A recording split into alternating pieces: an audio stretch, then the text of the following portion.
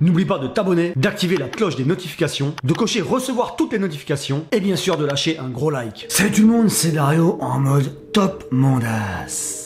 Et aujourd'hui, l'heure est grave, apparemment, même si en vérité c'est pas si grave que ça. Mais voilà le nouveau buzz sur YouTube, et j'ai nommé l'article 13, dont j'ai aussi parlé sur ma chaîne Vlog Pimpas. Si tu veux voir un autre avis, une autre façon de présenter la chose, un peu moins précise, mais pimpée quand même, je t'invite à aller faire un tour sur ma chaîne Vlog Pimpas. Et donc, qu'est-ce que l'article 13? Eh bien, on va essayer de voir et de comprendre calmement quelles sont les conséquences pour les youtubeurs, mais pas seulement. Même si perso, les conséquences, je m'en bats les couilles parce que j'ai pas attendu YouTube pour gagner ma vie. Et en gros, ça concerne les droits d'auteur dans le numérique. Mais c'est une proposition qui est encore modifiable et on va voir ça tout de suite. Mais avant ça, si t'es intéressé par des stories assez pimpées, des photos magnifiques sur ma vie au Japon, je t'invite à aller voir mon compte Instagram, Twitter, Facebook et Snapchat. Tu as les liens dans la description.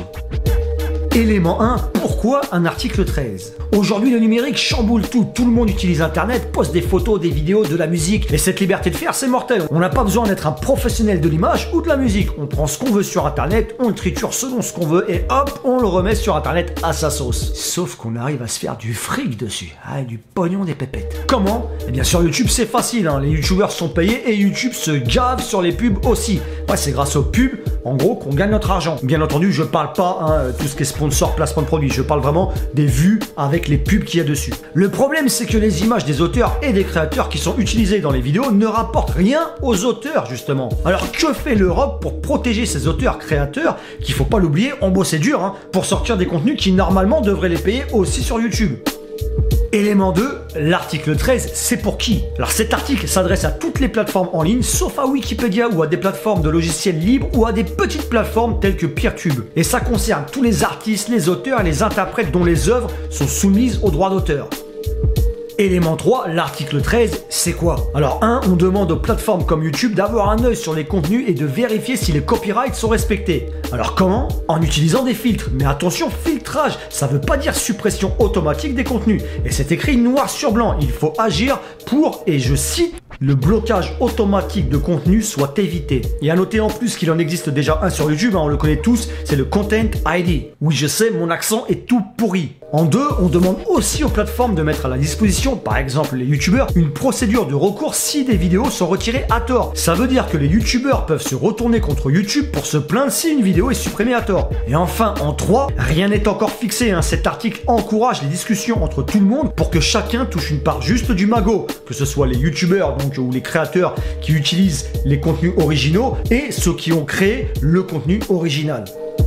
Élément 4, qu'est-ce qui coince? Alors bon, on s'en doute tous, c'est une affaire de gros sous, évidemment. YouTube, par exemple, serait obligé de vérifier chaque vidéo avant sa diffusion au niveau des copyrights, ce qui signifie soit développer de nouveaux logiciels plus efficaces et adaptés, donc des millions d'euros de dépenses. Et là, je me dis que peut-être l'autre solution dont on ne parle pas serait de trouver un moyen pour payer les groupements d'auteurs, allez savoir.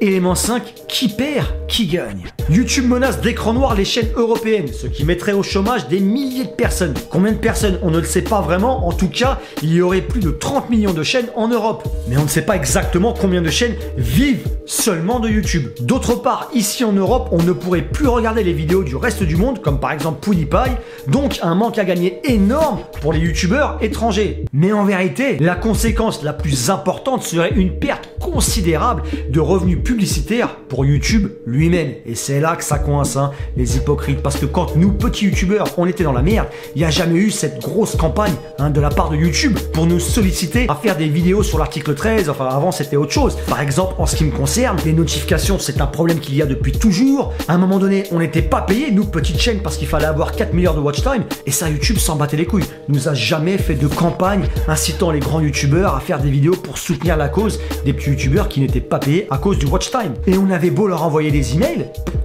YouTube nous donnait les mêmes réponses. Il faut attendre, point barre. On avait le droit à rien d'autre. Alors que là, YouTube nous a envoyé à tous des emails pour nous inciter à manifester en format vidéo contre cet article 13. Bah ouais, parce que là, ils sont en panique pour leurs intérêts financiers, les mecs, tu vois. Mais ça, j'en parle un peu plus justement sur ma vidéo de Vlog Pimpas, dont tu as le lien dans la description.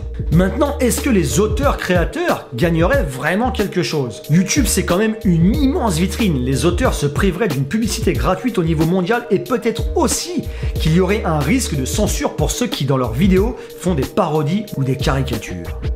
Élément 6, que faire? YouTube a demandé aux youtubeurs, donc justement, comme je vous le disais, de se mobiliser contre cet article. Une pétition contre l'article 13 a été lancée sur internet, déjà signée par presque 3 millions de personnes. Et en conclusion, c'est une affaire de gros sous, il y en a qui touchent beaucoup et ceux qui touchent rien, comme les créateurs. Alors il faut se poser la question, comment respecter les copyrights sur internet? Et très important, n'oublions pas que pour le moment c'est une directive qui peut encore être modifiée, donc rien ne défini. Mais par contre, beaucoup de paranoïa de la part des youtubeurs et de YouTube lui-même. Mon avis, c'est que quoi qu'il en soit, quoi qu'il arrive au niveau de cet article, si ça devait arriver, il y aura un temps d'adaptation. Il n'y a pas de problème. Peut-être que ça prendrait 2 mois sans toucher d'argent et que ça reviendrait au fur et à mesure. C'est exactement ce qui nous est arrivé quand on n'était pas payé à cause du nouveau règlement qui est arrivé début 2018. Perso, sur mes nouvelles chaînes comme Vlog Pimpas ou Général Pimpas ou même sur ma chaîne actuelle Pimpas Gaming, oui parce que j'ai 4 chaînes, je sais, c'est un truc de fou. Ça m'a pris 8 mois avant de toucher un salaire. Et pourtant, encore une fois, personne